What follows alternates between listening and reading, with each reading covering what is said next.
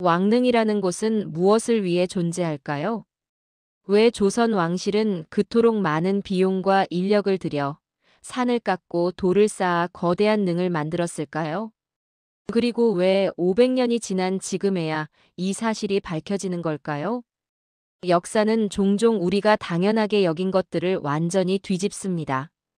왕릉에 왕이 없다는 사실. 이것이 바로 조선 왕실이 숨겨야 했던 가장 위험한 비밀이었습니다. 여러분은 왕릉을 떠올리면 무엇이 가장 먼저 생각나시나요? 울창한 소나무 숲, 정갈하게 쌓인 성물들, 그리고 능침 안에 고요히 잠든 왕의 모습. 우리는 그렇게 배워왔습니다. 하지만 만약 그 능침이 비어 있다면요? 만약 백성들이 머리 숙여 예를 올린 그 자리에 정작 왕은 없었다면요? 조선 왕조 500년 동안 이 진실은 철저히 감춰졌습니다. 누구도 감히 입 밖에 낼 수 없었고 기록조차 남기기 어려웠습니다. 왜냐하면 이 사실이 알려지는 순간 왕실의 정통성 자체가 흔들릴 수 있었기 때문입니다. 오늘 우리는 그 숨겨진 이야기 속으로 들어가 보겠습니다. 왕릉이 만들어지던 그날의 긴장감, 진실을 알았던 소수의 사람들이 느꼈을 두려움, 그리고 500년이 지나 밝혀진 충격적인 진실까지. 7개의 장면을 통해 우리는 이 미스터리의 전모를 확인하게 될 것입니다. 첫 번째, 왕릉이라는 제도가 조선에서 어떤 의미였는지. 두 번째, 최초로 능침이 비어 있음을 발견한 순간의 충격. 세 번째, 비극의 왕 단종. 그의 시신은 어디로 갔는가. 네 번째, 정치적 희생양이 된 왕들의 감요. 다섯 번째, 왕실이 진실을 은폐한 정교한 시스템. 여섯 번째, 후대 왕들이 마주한 도덕적 딜레마. 일곱 번째, 진실이 밝혀진 후 우리가 배우는 교훈. 지금부터 시작되는 이야기는 단순한 미스터리가 아닙니다. 이것은 권력과 진실, 명분과 현실 사이에서 고뇌했던 한 시대의 기록입니다. 여러분도 함께 걸어가 보시겠습니까? 그렇다면 이제 첫 번째 장면으로 들어가 보겠습니다. 첫 번째, 왕릉 제도가 품은 절대적 의미. 조선시대 왕릉은 단순한 무덤이 아니었습니다. 그것은 왕권의 정통성을 증명하는 물리적 증거이자 유교 이념이 구현된 신성한 공간이었습니다. 백성들은 왕릉을 보며 이 나라는 영원히 계속될 것이라는 안정감을 느꼈고, 왕실은 조상에 대한 예를 다함으로써 통치의 정당성을 확보했습니다. 그렇기에 왕릉 조성은 국가 최대의 프로젝트였습니다. 수천 명의 인력이 동원되고 전국에서 최고의 석공과 목수들이 모였으며, 때로는 국가 예산의 상당 부분이 왕릉 건설에 쓰이기도 했습니다. 경국대전은 이렇게 규정하고 있습니다. 왕릉은 국가의 근본이며 능제는 만세토록 변할 수 없다. 이 한 문장이 의미하는 바는 명확합니다. 왕릉이라는 제도는 단순히 죽은 이를 기리는 것을 넘어 살아있는 권력의 정당성을 뒷받침하는 핵심 장치였다는 것입니다. 조선 초기부터 왕릉 제도는 정교하게 설계되었습니다. 풍수지리에 따라 명당을 선정하고 능침의 방향과 성물의 배치까지 모든 것이 철저한 원칙에 따라 결정되었습니다. 능역은 금표를 설치해 일반인의 출입을 엄격히 통제했고, 능참봉과 참봉을 두어 연중 관리하게 했습니다. 제례 또한 빠짐없이 지켜졌습니다. 추나 추동 사시제와 기일제, 그리고 왕이 직접 참여하는 대제까지 왕릉을 중심으로 한 의례 체계는 왕실과 백성을 연결하는 상징적 고리였습니다. 하지만 바로 이 엄격함 때문에 왕릉에 왕이 없다는 사실은 더욱 충격적인 비밀이 될 수밖에 없었습니다. 만약 백성들이 이 진실을 알게 된다면 어떻게 될까요? 왕실이 우리를 속였다는 분노가 일어날 것이고, 조상을 제대로 모시지 않는 왕실이 어찌 나라를 다스릴 자격이 있는가라는 의문이 퍼질 것입니다. 이것은 단순한 스캔들이 아니라 왕조의 존립을 흔드는 정치적 위기였습니다. 실제로 조선시대 여러 문헌을 살펴보면 왕릉과 관련된 이상한 침묵들이 발견됩니다. 어떤 왕들의 경우 승하 직후의 기록과 능 조성 기록 사이에 묘한 공백이 있고 어떤 능은 지나치게 짧은 시간에 완공되었다는 기록이 남아 있습니다. 당시 사람들도 이런 의문을 느꼈을까요? 아마 일부는 알고 있었을 겁니다. 하지만 그것을 입 밖에 낼 수는 없었을 것입니다. 조선시대의 왕실을 비방하는 것은 역모로 간주되었고 단순한 의문 제기조차 목숨을 걸어야 하는 일이었으니까요. 오늘날 우리 사회에서도 이와 비슷한 구조를 발견할 수 있습니다. 권력이 만든 공식 서사와 실제 진실 사이의 간극, 그리고 그것을 지적하기 어려운 분위기. 진실을 말하는 것이 때로 더 큰 용기를 필요로 하는 상황들 말입니다. 조선시대 한 선비의 개인 문집에는 이런 구절이 남아 있습니다. 능침에 다녀왔으나 마음이 편치 않았다. 무언가 말할 수 없는 위화감이 있었으나 감히 입 밖에 낼 수 없었다. 이 문장 속에서 우리는 당시 사람들의 불안을 읽을 수 있습니다. 알지만 말할 수 없는 진실, 의심하지만 확인할 수 없는 현실. 그 불편한 침묵이 500년 동안 이어져 왔습니다. 이 장면이 우리에게 남긴 메시지는 이것입니다. 왕릉이라는 제도는 단순한 무덤이 아니라 한 시대의 권력 구조와 이념 체계가 집약된 상징이었습니다. 그렇기에 왕릉에 왕이 없다는 사실은 그 시대가 감당할 수 없는 진실이었습니다. 우리는 이 첫 번째 장면에서 배웁니다. 공식적인 제도와 실제 현실 사이의 괴리는 때로 권력이 의도적으로 만들어낸 침묵 속에서 더욱 깊어진다는 사실을 말입니다. 두 번째 최초 발견, 능침이 비어있던 그 순간. 1970년대 초반 한 왕릉의 보수 공사가 진행되고 있었습니다. 오랜 세월 비바람에 노출된 능침의 봉분이 무너질 위기에 처했고 문화재 당국은 긴급 보수를 결정했습니다. 당시만 해도 이것은 일상적인 문화재 복원 작업으로 여겨졌습니다. 하지만 봉분을 열고 내부로 들어간 조사단은 상상도 하지 못한 광경을 마주하게 됩니다. 능침은 비어 있었습니다. 문화재 조사 보고서 제호에는 이렇게 기록되어 있습니다. 능침 내부를 확인한 결과 석실은 온전하나 관과 유골은 발견되지 않았다. 이 한 줄의 기록이 가져온 충격은 엄청났습니다. 조사단은 처음에는 도굴을 의심했습니다. 조선시대에도 왕릉 도굴 사건이 종종 발생했고 현대에도 문화재 절도 사건이 있었기 때문입니다.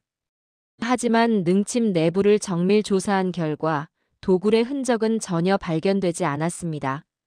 석실의 봉인은 온전했고 출입구의 봉토 또한 한 번도 열린 적이 없는 상태였습니다. 그렇다면 유일한 결론은 하나뿐이었습니다. 처음부터 이곳에 왕의 시신은 안치되지 않았다는 것. 이 능은 애초부터 빈 무덤, 즉 가묘였다는 사실입니다. 조사단은 혼란에 빠졌습니다.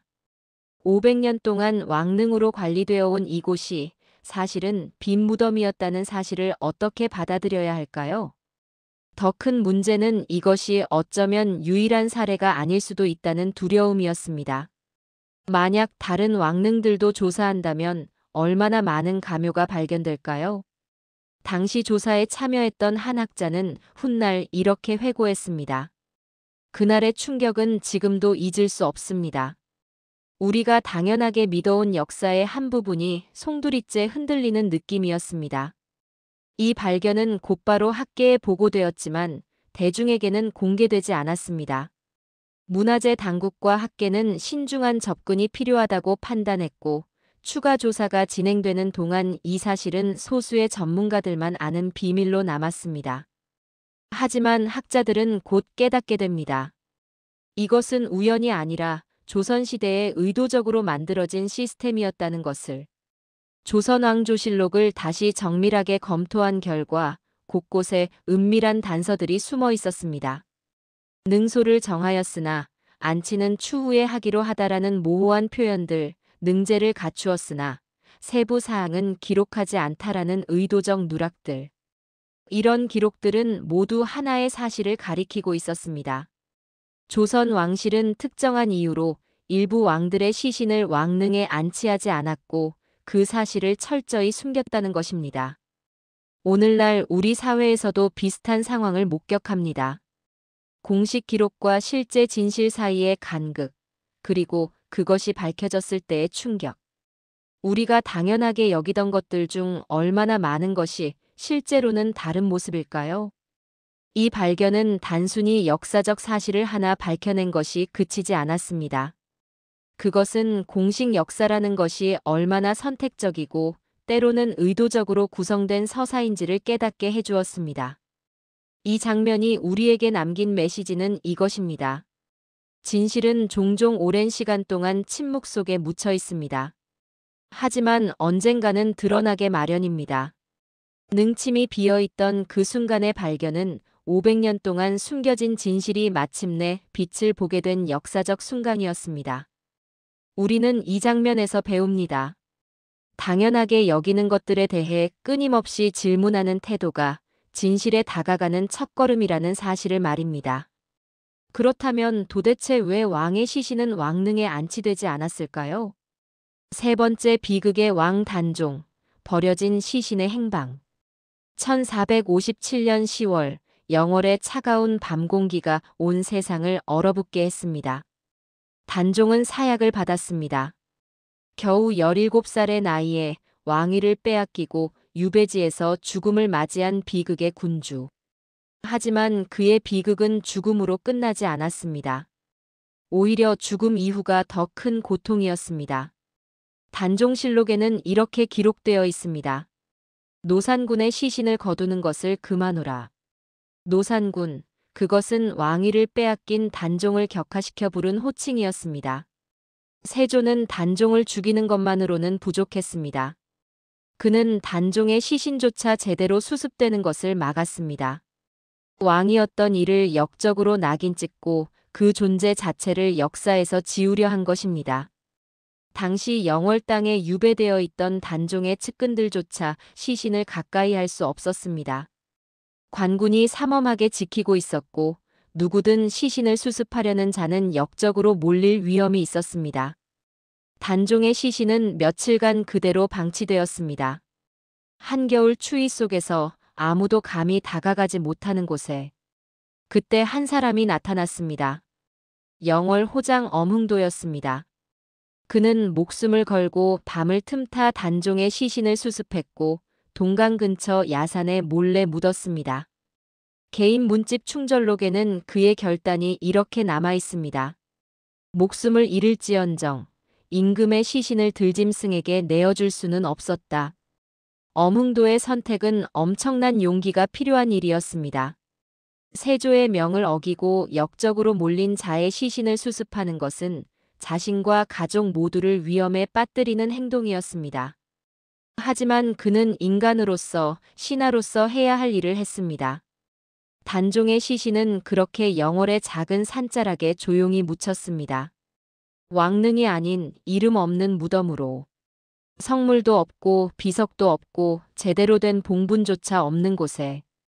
그곳은 조선의 그 어떤 지도에도 표시되지 않았고 공식 기록에도 남지 않았습니다. 세조는 단종이 죽은 후에도 그의 존재를 완전히 지우려 했습니다. 단종의 이름은 왕실 족보에서 삭제되었고 그를 추모하는 것조차 금지되었습니다. 하지만 백성들의 마음속에서 단종은 사라지지 않았습니다. 오히려 비극적 죽음은 그를 더욱 깊이 기억되게 만들었습니다. 200년 후 숙종 때에 이르러서야 단종은 복권되었고 그의 무덤은 정식 왕릉으로 추봉되었습니다. 장릉이라는 능호를 받고 성물이 세워지고 제례가 올려지기 시작했습니다. 하지만 그때도 단종의 시신은 옮겨지지 않았습니다. 엄흥도가 묻었던 그 자리, 그곳이 바로 장릉이 된 것입니다.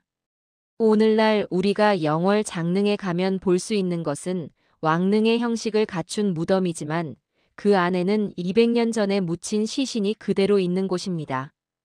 다른 왕릉들과 달리 장릉은 처음부터 제대로 된 왕릉으로 만들어진 것이 아니라 나중에 왕릉의 형식을 갖춘 특별한 사례입니다. 이 이야기가 오늘 우리에게 주는 교훈은 무엇일까요? 권력은 한 사람의 존재를 지울 수 있다고 믿지만 진실과 기억은 결코 완전히 지워지지 않습니다. 단종의 시신이 버려졌던 그 비극적 상황은 권력의 잔혹함이 어디까지 갈 수 있는지를 보여줍니다. 하지만 동시에 엄흥도 같은 사람의 용기가 어떻게 역사의 한 부분을 지켜낼 수 있는지도 보여줍니다. 이 장면이 우리에게 남긴 메시지는 이것입니다. 단종의 비극은 단순히 왕위 찬탈의 이야기가 아닙니다. 그것은 권력이 진실을 억압하고 존재를 지우려 할 때 어떤 일이 벌어지는지를 보여주는 역사적 증언입니다. 왕릉의 왕이 없었던 이유, 그 첫 번째 사례가 바로 단종이었습니다. 우리는 이 장면에서 배웁니다. 가장 어두운 순간에도 인간의 양심과 용기는 사라지지 않으며 그것이 결국 진실을 지켜낸다는 사실을 말입니다. 하지만 단종만이 유일한 사례는 아니었습니다. 네 번째, 정치적 희생양들, 가묘로 위장된 진실. 조선시대 왕릉 중에는 또 다른 비밀을 품은 능들이 있습니다. 겉으로는 정상적인 왕릉의 모습을 하고 있지만 실제로는 왕의 시신이 다른 곳에 안치된 경우들입니다. 이런 능들을 가묘 혹은 빈 무덤이라고 부릅니다. 왜 이런 일이 벌어졌을까요? 그것은 조선 왕실 내부의 복잡한 정치적 상황과 깊은 관련이 있습니다. 승정원 일기에는 이런 기록이 남아 있습니다. 능지를 정하였으나 시신의 안치는 별도로 논의하기로 하다. 이 모호한 표현 뒤에는 말할 수 없는 사정들이 숨어 있었습니다. 조선시대에는 왕이 의문사하거나 정치적으로 복잡한 상황에서 사망한 경우가 여러 번 있었습니다. 이럴 때 왕실은 딜레마에 빠졌습니다. 공식적으로는 왕릉을 조성해야 하지만 실제로는 시신을 제대로 안치할 수 없는 상황. 예를 들어 연산군의 경우를 살펴볼까요? 연산군은 폐위된 후 강화도에 유배되었다가 그곳에서 사망했습니다. 그는 왕에서 군으로 강등되었기에 엄밀히 말하면 왕릉을 받을 자격이 없었습니다. 하지만 그래도 한때는 왕이었던 사람입니다. 중종 반정 세력은 고민에 빠졌습니다. 연산군을 완전히 무시할 수도 없고 그렇다고 정식 왕릉을 만들어줄 수도 없었습니다. 결국 그들이 선택한 것은 절충안이었습니다. 연산군의 시신은 강화도 인근에 간소하게 묻었지만 한양 근처에는 형식적인 묘소를 만들었습니다. 공식 기록에는 그곳이 연산군의 묘로 등재되었지만 실제 시신은 다른 곳에 있었던 것입니다. 또 다른 사례는 광해군입니다. 광해군 역시 인조 반정으로 폐위된 후 제주도로 유배되었다가 그곳에서 생을 마감했습니다. 인조 정권은 광해군을 역적으로 규정했기에 그에게 왕릉을 조성해 줄 수 없었습니다. 하지만 광해군은 선조의 적장자였고 15년 동안 재위했던 왕이었습니다. 완전히 무시하기에는 부담스러운 존재였습니다. 인조실록을 자세히 살펴보면 광해군의 사망 이후 처리 과정에 묘한 공백이 있습니다. 시신을 수습하여 어디에 안치하였다는 명확한 기록 대신 예에 따라 처리하였다는 모호한 표현만 남아 있습니다. 후대 연구자들은 이 공백 속에서 또 다른 가묘의 존재를 추정하고 있습니다. 이런 정치적 가묘들은 왕실의 깊은 고민을 보여줍니다. 유교적 예법에 따르면 조상을 정성껏 모셔야 하지만 정치적 현실은 그것을 허락하지 않는 상황. 명분과 실리, 전통과 권력 사이에서 왕실은 타협점을 찾아야 했고 그 결과가 바로 가묘였습니다. 개인 문집 중에는 이런 내용도 발견됩니다. 어느 선비가 한 왕릉에 참배하러 갔다가 능침 근처에서 묘한 위화감을 느꼈다는 기록입니다. 다른 능에 비해 재래의 정성이 부족한 듯하고 능역의 관리도 소홀해 보였다. 무언가 말할 수 없는 불편함이 있었다. 이 선비가 느낀 위화감은 아마도 진실이었을 것입니다.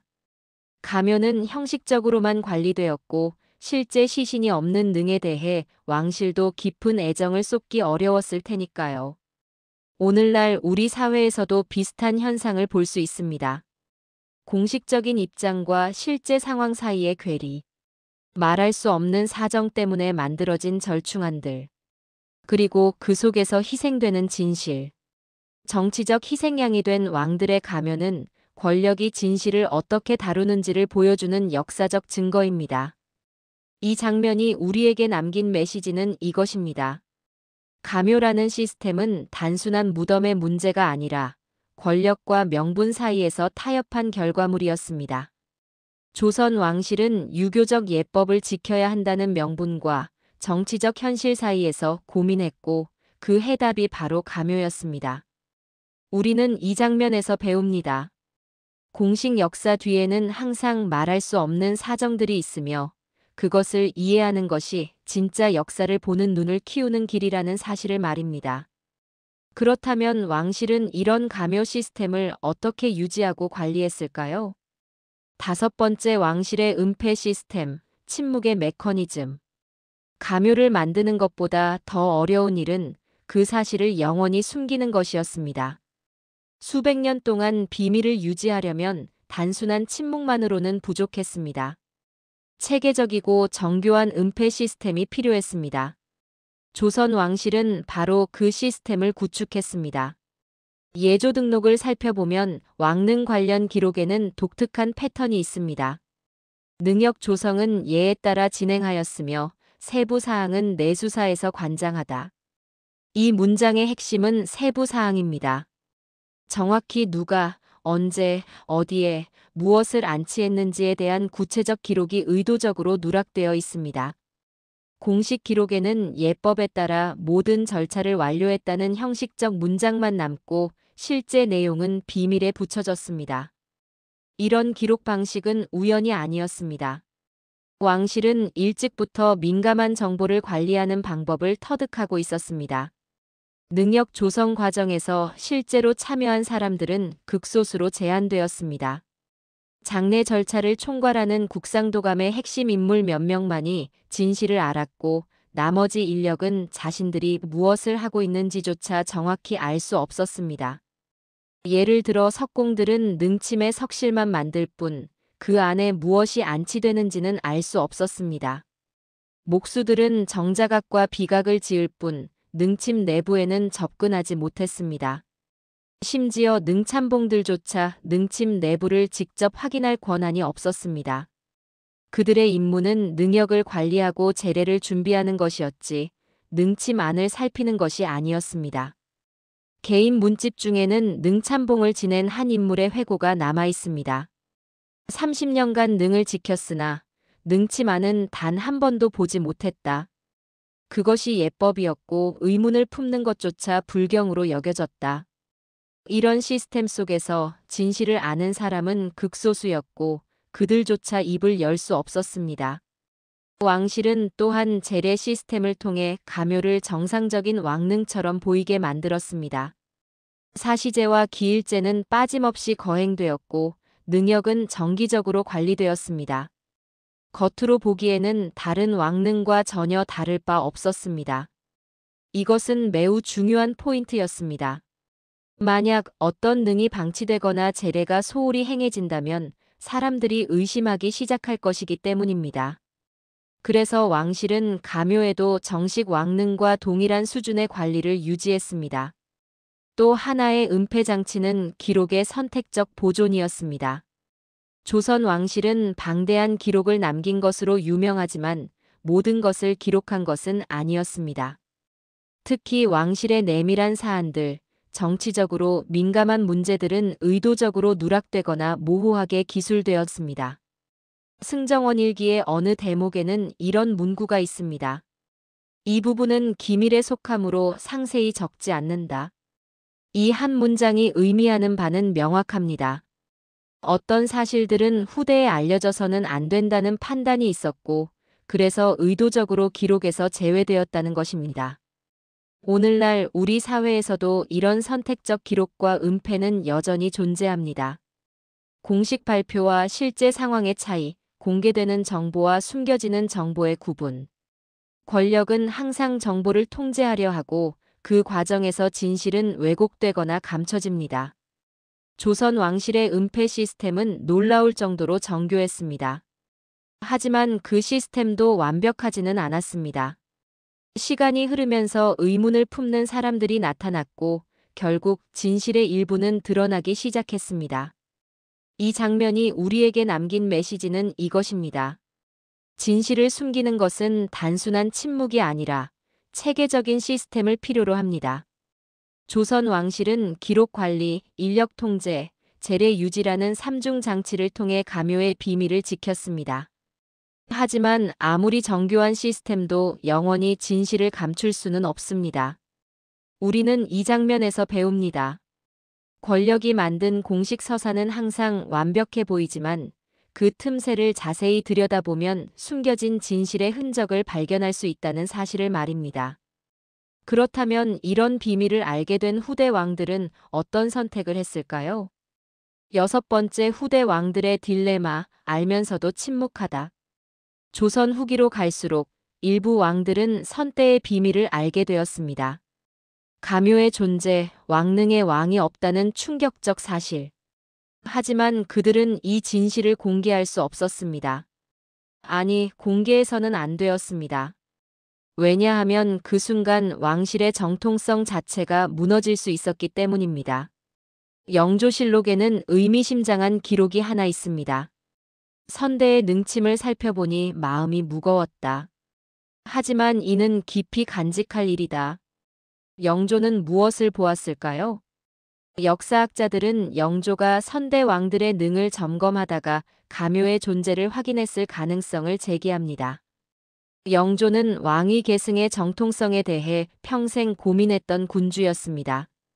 그는 숙종의 후궁소생으로 태어나 형인 경종의 뒤를 이어 왕위에 올랐지만 항상 정통성 논란에 시달렸습니다. 그런 그에게 선대 왕들의 가묘 문제는 더욱 민감한 사안이었을 것입니다.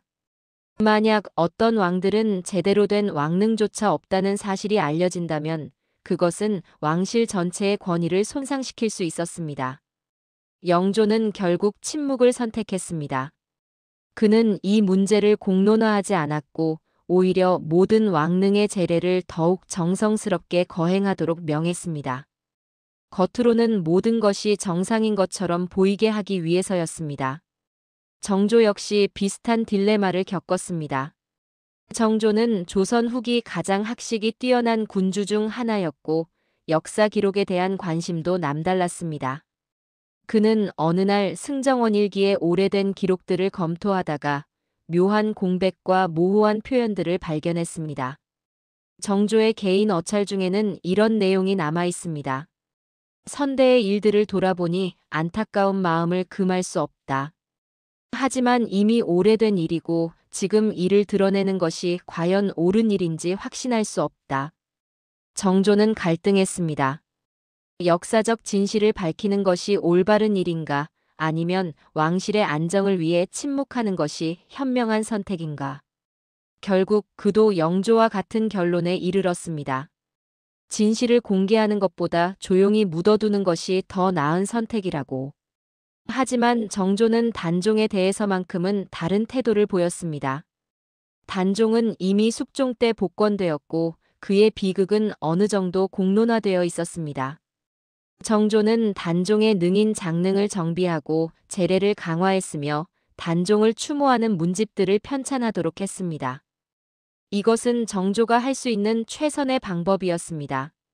모든 진실을 밝힐 수는 없지만 적어도 밝혀진 부분만큼은 정성껏 치유하려는 노력이었습니다. 후대 왕들의 이런 선택을 우리는 어떻게 평가해야 할까요? 그들을 비겁하다고 비난할 수 있을까요? 아니면 현실적인 판단을 한 것이라고 이해해야 할까요? 이것은 쉽게 답할 수 없는 질문입니다. 왜냐하면 그들이 처한 상황은 오늘날 우리가 상상하는 것보다 훨씬 복잡했기 때문입니다. 진실을 밝혔을 때 오는 혼란, 왕실의 권위 실추, 정치적 불안정. 이 모든 것을 감수하면서까지 과거의 잘못을 바로잡아야 하는가, 아니면 현재의 안정을 우선해야 하는가. 이것은 비단 조선시대 왕들만의 고민이 아닙니다. 오늘날 우리 사회에서도 비슷한 딜레마는 계속 발생합니다. 과거사 진실 규명과 사회 안정, 역사 정의와 현실 정치 사이의 균형. 때로는 진실을 밝히는 것이 더 큰 혼란을 가져올 수도 있고, 때로는 침묵이 더 큰 죄악이 되기도 합니다. 후대 왕들이 선택한 침묵은 그들이 나약해서가 아니라 그들 나름대로의 책임감 때문이었을 수 있습니다. 하지만 동시에 그 침묵은 진실을 더 깊은 어둠 속에 묻어버린 결과를 낳았습니다. 이 장면이 우리에게 남긴 메시지는 이것입니다. 진실을 아는 것과 진실을 밝히는 것은 다른 문제입니다. 후대 왕들은 선대의 비밀을 알았지만 그것을 공개하지 않았습니다. 그들은 왕실의 안정과 역사적 진실 사이에서 전자를 선택했습니다. 우리는 이 장면에서 배웁니다. 권력자가 진실과 마주했을 때 내리는 선택이 그 시대의 성격을 결정한다는 사실을 말입니다. 그리고 그 선택은 단순히 옳고 그름으로 판단할 수 없는 복잡한 역사적 맥락 속에 있다는 것을. 7번째 진실이 밝혀진 후 우리가 배우는 것. 1970년대 이후 체계적인 왕릉 조사가 진행되면서 하나둘씩 비밀이 드러나기 시작했습니다. 처음에는 학계만의 조용한 발견이었지만 점차 대중에게도 알려지게 되었습니다. 왕릉에 왕이 없다는 충격적 사실. 사람들의 반응은 다양했습니다. 어떤 이들은 분노했습니다. 우리가 그동안 속아왔다는 배신감을 느꼈습니다. 또 어떤 이들은 이해했습니다. 그 시대에는 그럴 수밖에 없었겠지라며 역사적 맥락을 고려했습니다. 문화재청 왕릉 종합조사 보고서에는 이런 결론이 담겨 있습니다. 조선 왕릉 중 일부는 역사적 특수 상황으로 인해 감여 형태로 조성되었으며 이는 당시 정치적 사회적 맥락에서 이해되어야 한다. 이 보고서가 나온 후 학계에서는 왕릉에 대한 새로운 연구가 시작되었습니다. 단순히 왕의 무덤으로만 보던 시각에서 벗어나 왕릉을 권력과 정치의 산물로 보는 관점이 확산되었습니다. 왕릉은 단지 죽은 이를 기리는 공간이 아니라 살아있는 권력이 스스로를 정당화하는 도구였다는 것입니다. 이런 인식의 변화는 문화재 보존 정책에도 영향을 미쳤습니다. 과거에는 왕릉을 훼손 없이 원형 그대로 보존하는 것이 최우선이었다면 이제는 역사적 진실을 함께 전달하는 것도 중요한 과제가 되었습니다. 예를 들어 영월 장릉의 경우 단종의 비극적 역사를 함께 전시하고 설명함으로써 방문객들이 단순히 아름다운 능력만 보는 것이 아니라 그 뒤에 숨겨진 이야기까지 이해하도록 했습니다. 이것은 매우 중요한 변화였습니다. 역사를 미화하거나 감추는 것이 아니라 있는 그대로 드러내고 그로부터 교훈을 얻는 것. 이것이야말로 진정한 역사 교육이기 때문입니다. 일반 대중들의 인식도 바뀌었습니다. 과거에는 왕릉을 그저 옛날 왕들의 무덤으로만 여겼다면 이제는 우리 역사의 복잡한 면을 보여주는 현장으로 이해하기 시작했습니다. 어느 역사 다큐멘터리 제작자는 이렇게 말했습니다. 왕릉에 왕이 없다는 사실을 알았을 때 저는 오히려 역사가 더 생생하게 느껴졌습니다. 완벽해 보이는 기록 뒤에 숨겨진 인간적 고뇌와 정치적 타협, 그것이야말로 진짜 역사니까요. 이 발견은 또한 다른 역사적 사실들을 재검토하는 계기가 되었습니다. 공식 기록에 없다고 해서 없었던 일이 아니고 기록에 있다고 해서 모두 진실인 것도 아니라는 깨달음. 역사는 승자의 기록이며 권력의 산물이라는 비판적 시각이 확산되었습니다. 오늘날 우리가 이 이야기에서 배울 수 있는 교훈은 무엇일까요? 첫째, 공식 서사를 무조건 믿지 말고 비판적으로 바라보는 자세가 필요합니다. 권력은 항상 자신에게 유리한 이야기를 만들고 불리한 진실은 숨기려 합니다. 둘째, 진실은 언젠가 드러나게 마련이라는 것입니다. 아무리 정교한 은폐 시스템도 영원할 수 없으며 시간이 지나면 진실의 흔적이 나타나게 됩니다. 셋째, 과거를 정직하게 마주하는 것이 미래를 위한 첫걸음이라는 사실입니다. 부끄러운 과거를 감추는 것이 아니라 인정하고 배우는 것이 진정한 성숙입니다. 2009년 유네스코는 조선 왕릉 40기를 세계 문화유산으로 등재했습니다. 그 등재 이유 중 하나는 조선 왕릉이 단순한 무덤이 아니라 한 시대의 정치 문화 사상이 집약된 복합 유산이라는 점이었습니다. 가묘의 존재조차도 이제는 역사적 의미를 지닌 것으로 인정받게 된 것입니다. 한 왕릉 해설사는 이렇게 말합니다. 저는 관람객들에게 왕릉의 아름다움만 이야기하지 않습니다. 그 뒤에 숨겨진 정치적 타협, 도덕적 딜레마, 인간적 고뇌까지 함께 전달합니다. 그래야 역사가 살아있는 이야기가 되니까요. 이 장면이 우리에게 남긴 메시지는 이것입니다.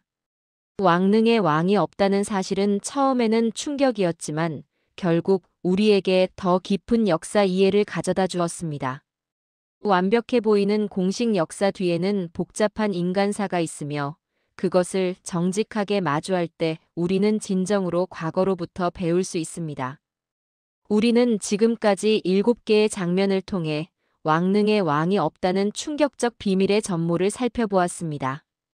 첫 번째 장면에서 우리는 왕릉 제도가 단순한 무덤이 아니라 왕권의 정통성을 증명하는 핵심 장치였음을 확인했습니다. 두 번째 장면에서는 1970년대 보수 공사 중 발견된 빈 능침의 충격을 목격했습니다. 세 번째 장면에서는 비극의 왕 단종, 그의 시신이 버려졌던 처참한 현실을 마주했습니다. 네 번째 장면에서는 정치적 희생양이 된 왕들의 가묘가 어떻게 만들어졌는지 이해했습니다. 다섯 번째 장면에서는 왕실이 이 비밀을 유지하기 위해 구축한 정교한 은폐 시스템을 분석했습니다. 여섯 번째 장면에서는 진실을 알면서도 침묵할 수밖에 없었던 후대 왕들의 도덕적 딜레마를 공감했습니다. 그리고 마지막 일곱 번째 장면에서는 진실이 밝혀진 후 우리가 배운 교훈들을 정리했습니다. 이 7개의 이야기는 서로 독립된 사건이 아니었습니다. 오히려 그것들은 하나의 거대한 역사적 흐름 속에서 서로 연결되어 있었습니다. 권력과 진실, 명분과 현실, 공식 기록과 숨겨진 사실 사이의 긴장. 이것이 바로 500년 조선 왕조를 관통하는 핵심 주제였습니다. 조선왕조실록의 한 구절은 이렇게 말하고 있습니다. 기록은 후세의 법을 보이기 위함이나 모든 것을 다 적을 수는 없는 법이다. 이 문장 속에는 깊은 의미가 담겨 있습니다. 역사 기록이라는 것이 완전한 진실이 아니라 선택된 진실이라는 것. 그리고 그 선택 과정에는 항상 권력의 의지가 개입한다는 것입니다. 왕릉에 왕이 없다는 사실은 단지 물리적 사실을 넘어 역사라는 것의 본질에 대해 질문을 던집니다.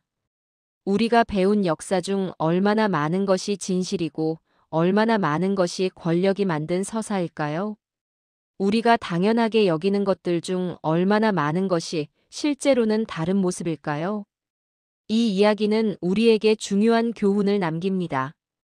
과거를 이해하는 것은 단순히 사실을 암기하는 것이 아니라 그 사실 뒤에 숨겨진 맥락과 의도를 읽어내는 것입니다. 공식 기록을 의심하고 침묵하는 부분에 주목하고 말해지지 않은 이야기를 상상하는 것. 이것이 바로 진정한 역사 공부입니다. 오늘날 우리 사회에서도 이 교훈은 여전히 유효합니다. 권력은 여전히 자신에게 유리한 서사를 만들고 불편한 진실은 숨기려 합니다. 공식 발표와 실제 상황 사이의 간극은 여전히 존재하며 때로는 그것이 수십 년, 수백 년간 유지되기도 합니다. 하지만 우리는 이제 압니다. 아무리 정교한 은폐도 영원할 수 없으며 진실은 언젠가 드러나게 마련이라는 것을. 그리고 그 진실과 정직하게 마주하는 것이 더 나은 미래를 위한 첫걸음이라는 것을. 왕릉에 왕이 없다는 이 이야기는 500년 전 조선 왕실만의 문제가 아닙니다. 그것은 권력과 진실, 기억과 망각, 공식 역사와 숨겨진 이야기에 대한 영원한 질문입니다. 우리는 이 7개의 장면을 통해 하나의 진리를 배웁니다. 역사는 완결된 과거가 아니라 현재를 살아가는 우리에게 끊임없이 질문을 던지는 살아있는 대화라는 사실을 말입니다. 그 대화에 정직하게 응답할 때 우리는 비로소 과거로부터 진정으로 배울 수 있습니다. 지금까지 우리는 왕릉에 왕이 없다는 충격적 비밀, 그리고 그 비밀을 둘러싼 500년의 역사를 함께 걸어왔습니다. 7개의 장면은 각각 독립된 이야기처럼 보였지만 사실은 하나의 거대한 흐름으로 연결되어 있었습니다. 첫 번째, 왕릉이라는 제도가 권력의 정당성을 증명하는 핵심 장치였기에 왕이 없는 능은 감당할 수 없는 비밀이었습니다. 두 번째, 1970년대의 발견은 우리가 당연하게 믿어온 역사의 균열을 냈습니다.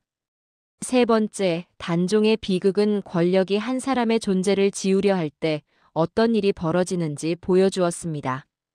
네 번째, 정치적 희생양이 된 왕들의 가면은 명분과 현실 사이의 타협을 드러냈습니다. 다섯 번째, 왕실의 정교한 은폐 시스템은 권력이 진실을 어떻게 통제하는지 증명했습니다. 여섯 번째, 후대 왕들의 침묵은 진실을 아는 것과 밝히는 것 사이의 괴리를 보여주었습니다. 일곱 번째, 진실이 밝혀진 후 우리는 더 성숙한 역사인식을 갖게 되었습니다. 이 모든 장면이 우리에게 던지는 메시지는 명확합니다. 역사는 박제된 과거가 아니라 현재를 살아가는 우리에게 끊임없이 질문을 던지는 살아있는 대화입니다. 공식 기록 뒤에는 항상 숨겨진 이야기가 있으며 그것을 발견하고 이해하는 것이 진정한 역사 공부입니다. 여러분은 이 이야기를 들으면서 어떤 생각을 하셨나요? 가장 인상 깊었던 장면은 무엇이었나요?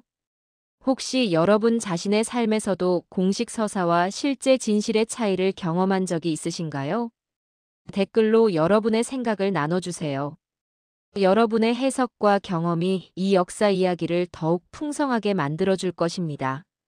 만약 오늘 영상이 의미 있었다면 좋아요를 눌러주시고 구독 버튼도 함께 눌러주세요. 다음 시간에는 또 다른 숨겨진 역사의 순간을 함께 만나러 가겠습니다. 역사는 우리가 어디에서 왔는지 알려주고 우리가 어디로 가야 할지 방향을 보여줍니다. 과거의 기록을 통해 현재의 우리를 돌아보고 미래의 선택을 준비하는 것.